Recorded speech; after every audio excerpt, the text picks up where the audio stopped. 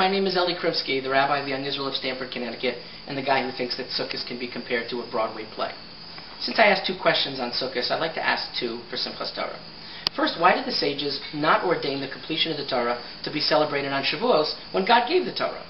Conversely, why the stress on dancing on Simchat Torah? Could not the day be better observed through intellectual study? Rabbi Yaakov Kranz, the 18th century itinerant European preacher known as the Dubno Maggid, addressed the first question with a story. Once there was a great and mighty king who had everything in the world except the one thing that he really wanted: children. They went to every single doctor in the kingdom. Every single doctor gave them no hope. But then he heard that there was a rabbi living in the forest who might be able to pray for them. They found this rabbi, they went to the forest, and they begged this rabbi to intercede and to pray on their behalf. The rabbi came out after a very long time of study and meditation, and he told the king, "I believe that you can have a child, but you will have to agree to a condition, and that is that no man can see your daughter until her wedding." The king, of course, agreed. So the king chose a remote island where he could build a palace for his daughter, surrounded by a huge wall. The queen took up residence there to wean and rear their daughter. And once the princess was born, she was taught all of the intellectual and cultural disciplines by the best teachers. When the princess turned 18, the king sent messengers all over the kingdom to try to find a possible suitor and a husband. Of course, nobody was willing to marry her because they would have to marry her sight unseen.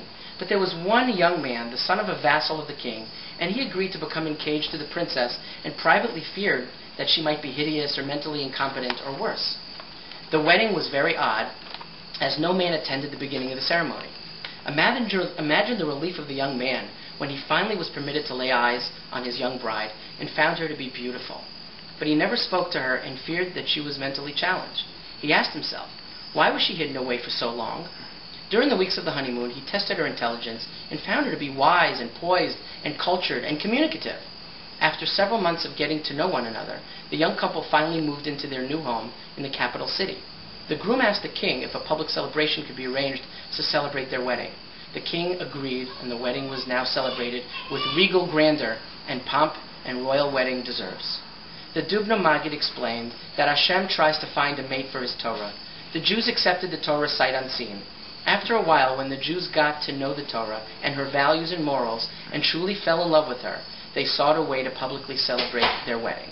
When Hashem initially gave the Torah, it was accepted with a stress on plumbing her depths. Only after a brief honeymoon did the Jews want to rejoice. Join us at the Young Israel of Stamford for Simchat Torah. People of all ages come to shul and dance with the Torah, our bride. We hope to see you as well, and please come over and introduce yourselves. Chag Sameach.